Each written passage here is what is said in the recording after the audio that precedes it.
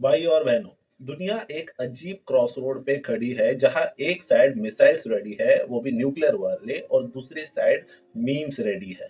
Global level पे Donald Trump जैसे leader maximum pressure का गेम खेल रहे हैं, और वही हमारे मोदी जी इलेक्शन रैली कर रहे हैं। ईरान और इसराइल के बीच टेंशन वॉल्केनो बन चुका है, और स्ट्रेट ऑफ हॉर्मुज पे पूरी दुनिया की इकोनॉमी लटकी हुई है। इधर इंडिया में ग्राउंड रियलिटी अलग ही सिनेरियोस फॉलो कर रही है। कभी भक्ति भीड़ में बदल जाती है, कभी अफवाह ट्रेजेडी बन जाती है, और कभी इकोनॉमी क्वाइटली स्लिप हो रही है जब पब्लिक आईपीएल का स्कोर रिफ्रेश कर रही होती है। मतलब ग्लोबल क्राइसिस हो या इकोनॉमिक सिस्टम फेलियर, हम हर जगह प्रेजेंट है, बस सॉल्यूशन में हम एब्सेंट है। दुनिया अब कुछ ज्यादा ही बावड़ी हो चुकी है। ये लाइव एवेंजर एंड गेम्स जैसा चल रहा है। न्यूक्लियर अटैक का डर ऐसे हवा में घुल गया है जैसे मुंबई की ह्यूमिडिटी। दिखती नहीं है पर चिपकती जरूर है। फॉर्मर यूएन डिप्लोमेट मोहम्मद सफा का क्लेम कि यूएन लेवल पर न्यूक्लियर प्रिपरेशन हो रही है, अगर ये सच का 10% भी है ना, तो समझ जाओ कि ह्यूमैनिटी का अंत करीब है, और थोड़े गिने चिने लोगों की वजह से सबको सफर करना पड़ेगा। एंट्री होती है डोनाल्ड ट्रंप की, जिनका स्टाइल सिंपल है, या तो मेरे सुनो या सिस्टम ही बंद कर दो। उनकी मैक्सिमम प्रेशर पॉलिसी बेसिकली एक ऐसा रिमोट है जिसमें सिर्फ दो बटन है, म्यूट डिप्लोमेसी और वॉल्यूम अप डिस्ट्रक्शन। ईरान की ऑयल वेल को टारगेट करो, पावर ग्रिड को डाउन कर दो, इंफ्रास्ट्रक्चर को हिट कर दो, मतलब पूरे देश को एरोप्लेन मोड में डाल दो। स्ट्रेटेजी स्मार्ट लगती है, पर रिस्क ऐसा है जैसे मैस्टिक लेके पेट्रोल पंप के पास खड़ा हो जाना और सबको उड़ा देना वहां बैठ के। गेम चेंजर तो स्ट्रेट ऑफ हॉर्मुज ही है, दुनिया की ऑयल पाइपलाइन की मेन आर्टरी। अगर ईरान ने ये चोक करते रहे तो पेट्रोल 100 से 200 300 500 पार कर देगा। ग्लोबल इकोनॉमी का बीपी हाई हो जाएगा और सब कंट्रीज आईसीयू मोड में चली जाएंगी। इसलिए यूनाइटेड स्टेट्स ने वहां अपनी मिलिट्री प्रेजेंस बढ़ाने का तय किया है। मतलब टेंशन का प्रेशर कुकर ऑलरेडी 2-3 सिटी मार चुका है, बस अभी लिड उड़ने का वेट है। ऊपर से यूएस ने अपने सोल्जर्स ईरान में भेज दिए हैं, कुछ 3,000 5,000 के करीब, और ईरान वाले उन्हें ट्रोल कर रहे हैं, क्योंकि ईरान वालों ने कहा है वो 20 साल से इस मौके का इंतजार कर रहे थे। खबरों की माने तो 1 लाख सोल्जर्स ईरानियन यूएस के सोल्जर्स का इंतजार कर रहे हैं, और ये एक गुरिल्ला वॉरफेयर होगा, पहाड़ों में खेला जाएगा। यानी असली ब्लड बाथ अब भी शुरू होने वाला है, जिसे लोग बूट्स ऑन द ग्राउंड कहते हैं। ईरान का तो कहना क्लियर है कि there won't be any talks. वो 2 बार गधे बन चुके हैं और तीसरी बार बनना नहीं चाहते। लेकिन जब बातचीत बंद होती है तब मिसाइल्स बोलते हैं, और इसराइल के साथ जो ऑनगोइंग अटैक है वो इस रीजन को एक एक्टिव वोल्केनो बना रहे हैं। कब फटेंगे कोई गारंटी नहीं। अगर न्यूक्लियर का इस्तेमाल हुआ तो लिटरली पूरी दुनिया बर्बाद हो जाएगी, और इसका रीजन होगा ट्रम्प, डोनाल्ड ट्रम्प, क्योंकि उसे ईरान का ऑयल चाहिए था। ये सिर्फ कंट्रीज की लड़ाई नहीं है, ये आपके वॉलेट पर, फ्यूल प्राइसेस पर, जॉब्स और ग्लोबल पीस सबका कंबाइंड एग्जाम है। अगर सिचुएशन एस्केलेट हुई तो इफेक्ट सिर्फ मिडिल ईस्ट तक लिमिटेड नहीं रहेगा। मुंबई के पेट्रोल पंप से लेकर दुनिया के स्टॉक मार्केट तक सब हिल जाएंगे, जो अभी ऑलरेडी हिल चुके हैं। ये ऐसे ही चलता रहा तो हम सिर्फ पकौड़े तलने के और चाय पीने के रह जाएंगे। लोग भीड़ करेंगे रेशन की लाइन पे, जहां सरकार का मुफ्त रेशन मिलेगा उन्हें। यानी जो 80 करोड़ है वो पूरा 150 या 140 करोड़ होने जाने वाला है। अगर हमारी पॉपुलेशन को खाना नहीं मिला तो बहुत कियोस होने वाला है सिस्टम में। मैं ये सोचता हूँ कि हम अपनी पॉपुलेशन को कंट्रोल करने के लिए क्या करते हैं। सरकार को इसके ऊपर भी कुछ बोलना चाहिए, पॉपुलेशन कंट्रोल एक्ट लाना चाहिए। हमेशा से अपना देश कहीं अलग टेंजेंट में चलता है, यानी दुनिया कुछ और करती रहती है और हम इंडियंस कुछ और करते रहते हैं। ऐसा ही एक वाकया अभी सामने आया है, जहां देश में डेवलपमेंट रॉकेट स्पीड से हो रही है, लेकिन क्राउड कंट्रोल अभी भी 2G नेटवर्क पे चल रहा है।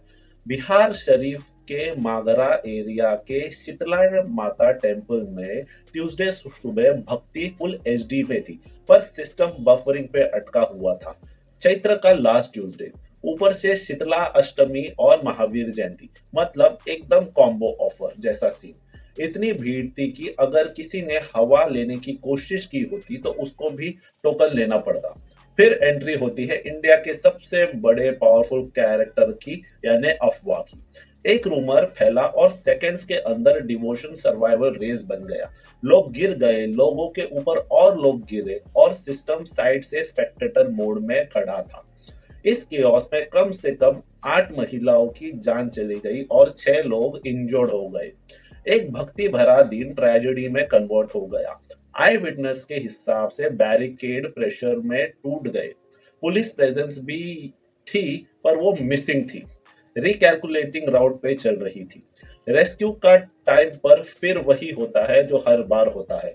लोकल लोग ही असली हीरो बनकर आगे आते हैं और इंजर्ड को हॉस्पिटल पहुंचाते हैं।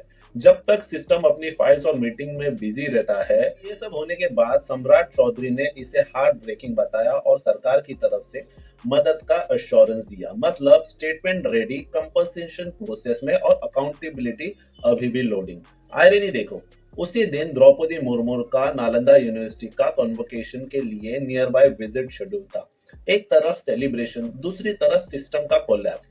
एंड में पैटर्न वही पुराना है। इवेंट होता है, भीड़ होती है, सिस्टम फेल होता है, स्टेटमेंट आता है और फिर सब नॉर्मल हो जाता है। और हम फिर से लाइन में खड़े हो जाते हैं क्योंकि फेथ स्ट्रांग है पर सिस्टम वीक। मुझे ऐसा लगता है इंडियंस की कुंडली में मरना ही तय है, वो भी भगदड़ से। बाकी लोग मिसाइल से मर रहे हैं, कोई लोग बंदूक की गोलियों से मर रहे हैं, लेकिन इंडियन सिर्फ स्टैम्पेड से मरने के लिए ही बने हैं। हम अपनी पॉपुलेशन कंट्रोल पे कब काम करेंगे, या फिर पॉपुलेशन पूरी ऐसी ही स्टैम्पेड्स में मरती रहेगी। न्यू दिल्ली से एक और ग्लोबल ड्रामा एपिसोड ड्रॉप हो गया है, जहां ह्यूमैनिटेरियन एड भी अब जियोपॉलिटिकल के ट्रैफिक सिग्नल पे अटक रहा है। रिपोर्ट्स के मुताबिक यूएस ने ईरान के मशाद एयरपोर्ट पर एयर स्ट्राइक की, जिसमें महान एयर का एक एयरक्राफ्ट डैमेज हो गया। ईरान के ऑफिशियल्स का कहना है कि ये वही प्लेन था जो इंडिया आने वाला था। मतलब न्यू दिल्ली से मेडिकल सप्लाईज और ह्यूमैनिटेरियन एड उठा के ले जाने वाला था। सिंपल लैंग्वेज में दवाई लेने वाला प्लेन था ये, जो रनवे पे ही उड़ा दिया गया। अब ट्विस्ट देखो, यूनाइटेड स्टेट्स ने अभी तक इसके क्लेम को कंफर्म नहीं किया है, लेकिन ईरान साइड से पूरा नैरेटिव सेट है कि स्ट्राइक के बाद एयरक्राफ्ट डैमेज हुआ। प्लेन का शेड्यूल था 1 अप्रैल का न्यू दिल्ली लैंड करने का, पर लगता है कि अप्रैल फूल का जोक इस बार थोड़ा ज्यादा ही डार्क हो गया।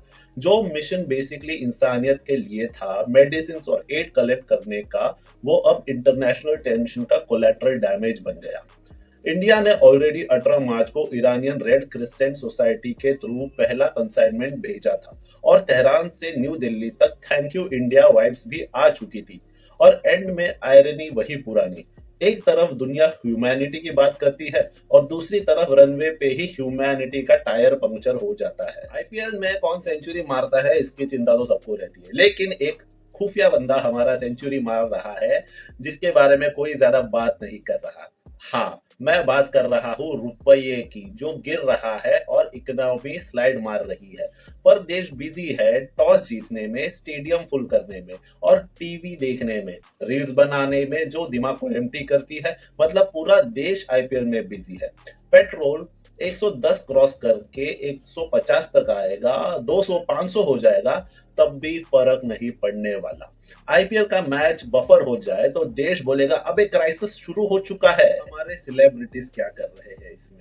भाई उनको कुछ फर्क नहीं पड़ता। सबने दुबई में प्रॉपर्टी ले रही है, सबके आउटफिट्स एकदम इम्पोर्टेंट है, और उसी आउटफिट्स में वो रील्स बना रहे हैं। काफी सारी एंडोर्समेंट हो रही है डॉलरों में, और सब को ये पता है कि जब यहाँ प्रॉब्लम शुरू होगी तो सब यहाँ से भाग जाएंगे। इनके लिए रुपए गिरा तो कुछ फर्क नहीं पड़ता, पर इंस्टाग्राम पे रील आनी चाहिए, वो भी पूरी लाइट में मेकअप के साथ। में सबसे डार्क पार्ट क्या है? हम सबको आदत हो गई है, रुपया गिरता है, न्यूज आती है, मीम्स बनते हैं, फिर नेक्स्ट दिन normal life. Real issue simple है, रुपया गिर रहा है क्वाइटली और हम चेयर कर रहे हैं लाउडली। वही मोदी है तो मुमकिन है, या फिर फिलहाल तो धुरंधर की चेयरिंग चल रही है। पिक्चर बिल्कुल सिंपल है पर थोड़ी डार्क है। दुनिया न्यूक्लियर फियर के एज पे खड़ी है। इंडिया इंटरनल केओस से जूझ रहा है और आम आदमी एंटरटेनमेंट और सर्वाइवल के बीच जगल कर रहा है। निर्मला सीतारमन रुपए को समझा रही है, लीडर्स वॉर को जस्टिफाई कर रहे हैं और सेलिब्रिटी अपनी नेक्स्ट रील प्लान कर रहे हैं। पर असली सवाल वही है, सिस्टम कब सुधरेगा या फिर हम इसी लूप में चलेंगे, क्राइसिस, केओस और स्टेटमेंट और फिर नॉर्मल लाइफ। शायद सबसे बड़ा डेंजर मिसाइल या इकोनॉमी नहीं है, बल्कि यह है कि हम धीरे धीरे हर प्रॉब्लम को नॉर्मल मान के चलते जा रहे हैं। Please like share and subscribe.